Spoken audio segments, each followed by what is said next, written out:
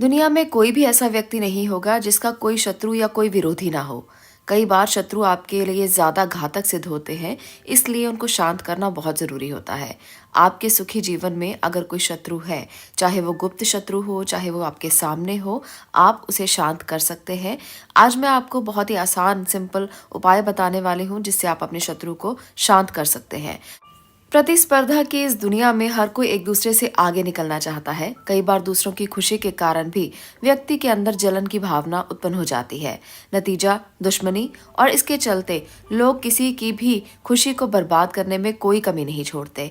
अगर आपका भी कोई शत्रु बन गया है, किसी न किसी तरह से आपको परेशान कर रहा है, तो आप भी इस उपाय को अपनाकर जरूर देखें। आज जो उपाय मैं आपको बताने वाली हूँ बहुत छोटा सा उपाय है पर बहुत कारगर है। आपने इस उपाय को अमावस्या के दिन करना है। किसी भी अमावस्या को ये उपाय आप कर सकते हैं। आपने एक प्याज लेना है जो आप खाने में इस्तेमाल करते हैं। प्याज अक्सर घरों में आपको मिल जाएंगे, हर सब्जी में इसको डाला जाता है। ये जो उपाय है पदार्थ तंत्र का हिस्सा है और आप प्याज से अपने शत्रु को शांत कर सकते हैं। आपने एक प्याज ले लेना है और उसके बाद प्याज को लेकर अमावस्या की रात्रि के समय आप इस उपाय को करें। इसका ज़रूर ध्यान रखें।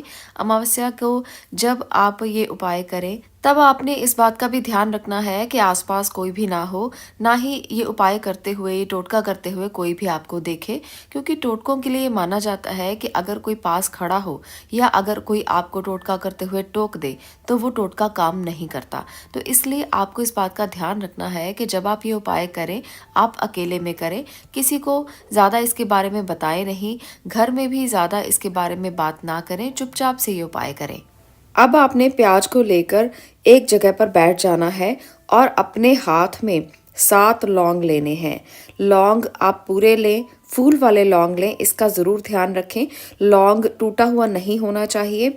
अब आपने 7 लौंग अपने दाहिने हाथ में लेकर बैठना है और उसे मुट्ठी में बंद कर लीजिए। 21 बार आप अपने दुश्मन का नाम लीजिए।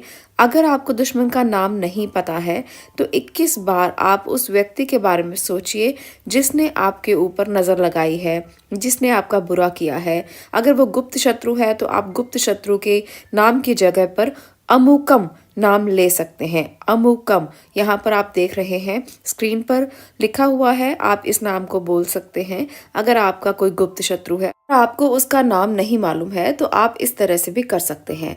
अब आपने 7 लौंग पर 21 बार अपने दुश्मन का नाम बोल लिया है, तो अब एक कील ले ले। लोहे का कील होना चाहिए। उस लोहे के कील से आप उस प्याज में 7 सुराख कर लें ताकि आप 7 लौंग उसमें गाड़ सकें, क्योंकि लौंग से सुराख करना मुश्किल होगा, इसलिए कील से सुराख आपको करने हैं, जिसके कारण आप उस लौंग को उस प्याज में गाड़ सकें।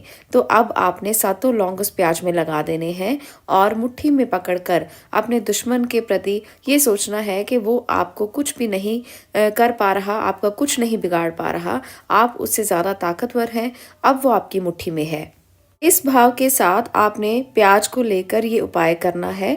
24 घंटे इस प्याज को अपने पास रखकर आप अगले दिन इस प्याज को रात्रि के समय में किसी भी पेड़ के नीचे गाड़ सकते हैं। किसी भी वीरान स्थान में पेड़ के नीचे आप इसको गाड़ दीजिए। आपका उपाय पूरा हो जाएगा और आपके दुश्मन आपका कुछ भी नहीं बिगाड़ पाएंगे। इससे दुश्मन का कोई नुकसान नहीं होगा, पर वो आपको कभी नुकसान नहीं पहुंचा पाएगा। कभी हम किसी का नुकसान करने की कोशिश नहीं करते, पर अगर कोई हमारा नुकसान कर रहा हो तो हमें उससे बचना ज़रूरी है। ये हमारा एक मिशन होना चाहिए कि हमारा कोई नुकसान ना कर सके। दुनिया में बहुत से ऐसे लोग होते हैं जो बिना किसी इंटेंशन के, बिना किसी बात के दूसरे का नुकसान करने की कोशिश करते हैं। तब हम इन उपायों को अपना सकते हैं। इस उपाय को आप किसी अमावस्या की रात्रि को कर सकते हैं या आप किसी शनिवार को भी कर सकते हैं। अगर अमावस्या नज़दीक नहीं है तो आप किसी शनिवार को भी कर सकते हैं। अगर आप इस उपाय को एक शनिवार करते हैं और आपको इसके प्रभाव दिखाई नहीं देते तो आप इसे लगातार 8 शनिवार तक कर सकते हैं। एक शनिवार करके देखिए, अगर प्रभाव आ रहे हैं तो ठीक है, फिर दूसरे शनिवार कीजिए, फिर तीसरे शनिवार कीजिए। अगर आपको प्रभाव नहीं आ रहे तो लगातार 8 शनिवार तक इस उपाय को किया जा सकता है। पर अगर आपको 1 या 2 में ही प्रभाव दिखाई देते हैं तब आप इसे बंद कर सकते हैं, तब आपको आगे करने की ज़रूरत नहीं है। इस बात का ज़रूर ध्यान रखें।